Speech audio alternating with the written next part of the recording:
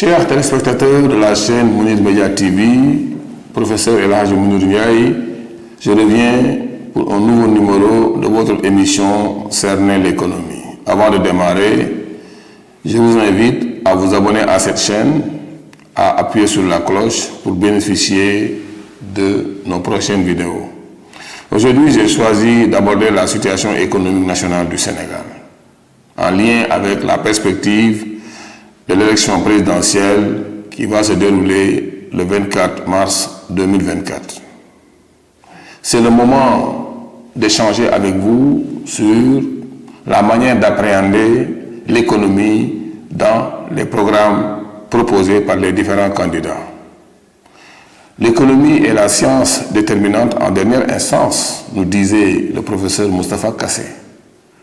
Pour vous dire simplement qu'elle occupe une place fondamentale, une place centrale dans les programmes qui vont être proposés. Pourquoi? Parce que les deux problèmes majeurs auxquels sont confrontées nos populations sont le pouvoir d'achat et l'accès selon des conditions abordables aux denrées de première nécessité, qui est en rapport avec une deuxième préoccupation fondamentale qui est la résolution de la lancinante question du chômage. Il n'est pas dit que le Sénégal est confronté à ces seuls problèmes. C'est vrai que sur le plan de l'état de droit et de la démocratie, nous avons vécu quand même des moments assez troubles. Nous avons vu comment la justice sénégalaise a été parfois instrumentalisée pour incarcérer des leaders politiques. Nous avons vu également comment des dossiers concernant des détournements de deniers publics ou bien de gestion pas claire, pas transparente de fonds publics ont été étouffés et que jusqu'à présent, des poursuites n'ont pas été menées. C'est pourquoi, dans les programmes de campagne, effectivement, il est attendu des propositions fermes concernant l'état de droit, mais également l'indépendance effective de la justice sénégalaise. Sur ce plan-là, nous avons visualisé un certain nombre de programmes. Pratiquement, tous les candidats sont unanimes sur le fait que, effectivement, il faut déconnecter la justice sénégalaise de sa connivence avec l'État central. Et qu'il faut également éviter à ce que le président de la République soit en même temps un chef de parti. Et sur ce champ-là, nous savons que, effectivement, tous les candidats sont unanimes sur le fait qu'il faille prendre des mesures sur cela. Mais ce qui nous importe plus, c'est la question économique. Nous savons que depuis 1960, que les pays africains sont indépendants, nous avons bénéficié d'un accompagnement, d'un grand élan de coopération de la part de l'Europe, qui est le lieu de provenance de toutes ces puissances qui ont été à l'origine de la colonisation, mais également de la coopération multilatérale internationale qui s'est organisée à partir de 1945 avec la création des institutions de Bretton Woods. Le Sénégal, pour ce qui nous concerne, a bénéficié quand même d'un accompagnement depuis plus de 40 ans, à travers l'octroi d'aides, à travers une assistance sur le plan technique, mais également l'accompagnement de l'Union européenne à travers le Fonds européen de développement, notamment dans le cadre de la coopération Europe-ACP. Mais jusqu'à présent, les pays africains n'arrivent pas à tirer leur épingle du jeu. Après un accompagnement de plusieurs décennies, le chômage est resté une préoccupation fondamentale. La pauvreté n'a pas reculé. Et le pouvoir d'achat des pays africains s'effrite d'année en année. Pour vous dire simplement que dans les programmes de campagne, le remodelage et la réinvention des liens de coopération du Sénégal avec ses voisins, avec donc l'UEMOA ou la CEDEAO dans le cadre sous-régional, avec les autres pays africains et avec le monde entier doit être donc remodelé profondément. Ce constat est donc commun pour tous les pays africains. D'ailleurs, arrivé en 2019, excusez-moi, il y a eu toute cette volonté de passer à une monnaie commune au niveau des pays de la CEDEAO, mais également sur le plan continental, un élan vraiment de renouveau a été donc entamé avec la perspective de création de la ZLECA, la zone de libre-échange africaine. À ce niveau-là, tous les penseurs africains, Cheikh Anta Diop,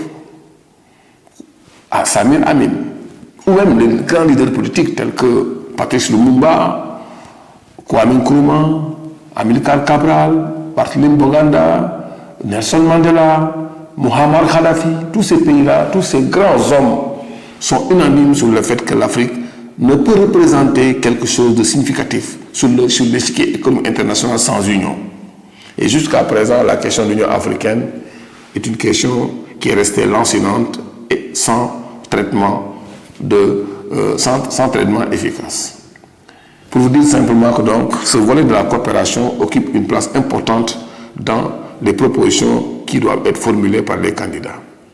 Sur le plan du chômage, nous savons que l'Afrique est une terre de défaut de régulation qui fait que c'est là où le capital étranger trouve les cieux les plus cléments en termes de profitabilité.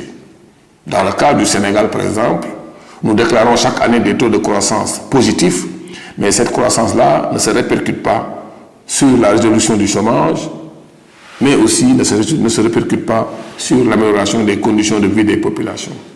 Pour la simple raison que c'est une croissance qui n'appartient pas aux Sénégalais. C'est la rémunération pratiquement de l'investissement étranger qui est accueilli en grande pompe dans le pays à travers des facilitations, un climat des affaires taillé en faveur de ces multinationales-là. Donc, pour vous dire simplement qu'aujourd'hui, pour rendre les économies africaines et l'économie sénégalaise résiliente, il faut effectivement penser à donc appuyer le secteur privé local en mettant dans le climat des affaires les aménagements préférentiels qui permettront à ce secteur privé national-là d'éclore et de jouer son rôle dans la marche vers l'industrialisation et la résolution du chômage. Au niveau des États, beaucoup d'efforts doivent être fournis en faveur de la réduction des malversations, des concussions, mais également pour la maximisation des recettes de l'État. Nous savons que dans le cas du Sénégal, des dépenses fiscales importantes sont accordées à des multinationales qui n'auraient pas dû en bénéficier.